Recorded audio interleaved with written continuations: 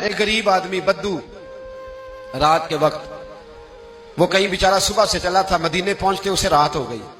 اس نے ڈرتے ہوئے نا خیمہ ہی باہر لگا لیا. جہاں رات ہوئی نا آدھی رات کو کوئی 1-2 بجے سمجھ لیں پہنچا مدینے، اس نے باہر نے خیمہ لگا لیا. بیوی اس کی امید سے تھی، بچے کی ولادت کا وقت قریب آ گیا، بیمار ہو گئی، اس نے خیمہ لگایا. بیوی اندر ہے، حضرت عمر فاروق گشت پہ تھے رات کو، ساتھ ایک غلام تھا. حضرت عمر فاروق رضی اللہ تعالیٰ عنہ کہنے لگے وہ آگ جل رہی ہے تھوڑی سی، پتہ کرو کون ہے. تو آپ کا غلام پتہ کرنے گیا تو بدو نے ڈانٹ دیا، کہنے لگے جاؤ تمہیں کیوں بتاؤں. حضرت عمر خود گئے، کہنے لگے مسافر بھائی بتا تو صحیح. کہنے لگا جی چھوڑے، میں آپ کو کیوں بتاؤں، میں کون ہوں، کیسے آیا ہوں. فرمایا خیمے کے اندر سے کراہنے کی آواز آتی، کوئی درد سے چیخ رہا ہے، بتا ہمیں بات کیا ہے.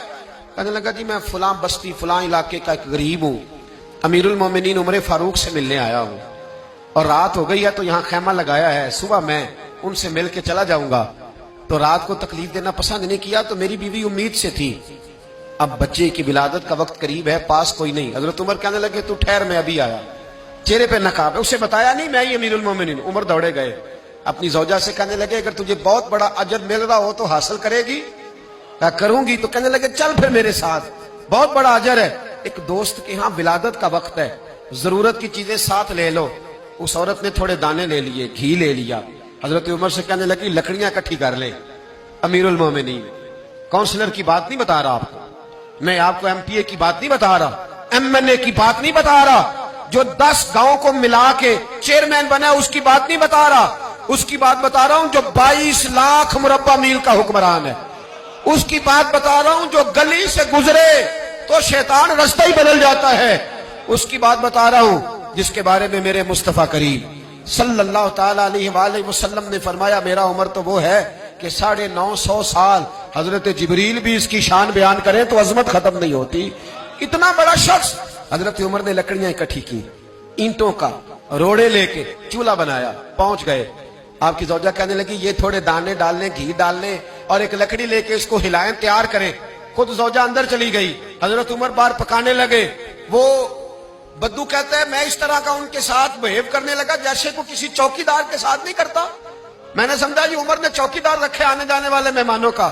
میں کبھی پانی کا پیالہ مانگتا، کبھی کوئی بات، عمر دوڑے جاتے، کبھی پانی لاتے. او مسلمانوں، او میرے رسول کے غلام عزیزو، حضرت عمر فاروق.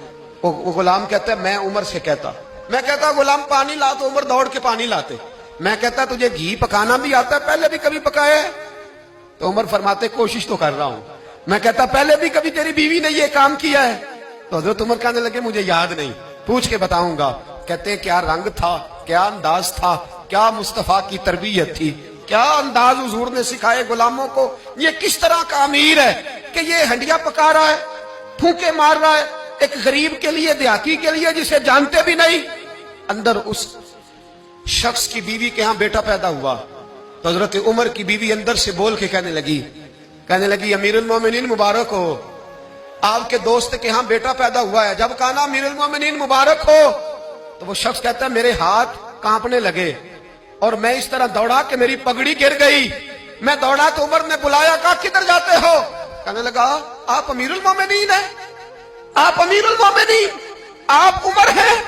کیسر و کسرا جس کے نام سے کانپے آپ وہ ہیں، جسے مصطفیٰ نے دعا مانگ کے اللہ سے مانگا وہ والے عمر ہیں آپ، جس کے لیے علی المرتضیٰ فرماتے ہیں میں روز دعا کرتا ہوں وہ والے عمر ہیں، جس کے بارے میں ابو بکر صدیق نے فرمایا تھا کہ میں اللہ سے کہوں گا مولا جو تیرے محبوب کی امت کے حق میں سب سے بہتر تھا میں اسے خلیفہ بنا کے وہ والے عمر ہیں.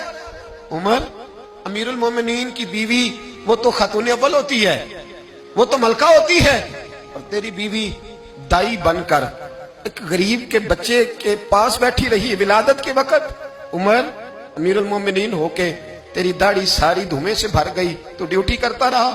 تو سیدنا عمر رو پڑے اور اس بدو کو سینے سے لگا کے کہنے لگے تجھے پتہ نہیں تو کہاں آیا ہے، اس شہر کا پتہ ہے؟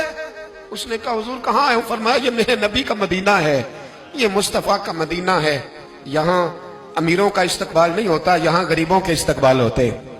یہاں حضور نے اس اسٹیٹ پہ میرے رسول پاک نے وہ والا رنگ دیا ہے کہ اب غریب سر اٹھا کے جینے لگے ہیں، اب مزدوروں کو عزتیں ملنے لگی ہیں، اب یتیموں نے سر اٹھا لیا ہے کہ ہمارا کوئی سننے والا آ گیا ہے.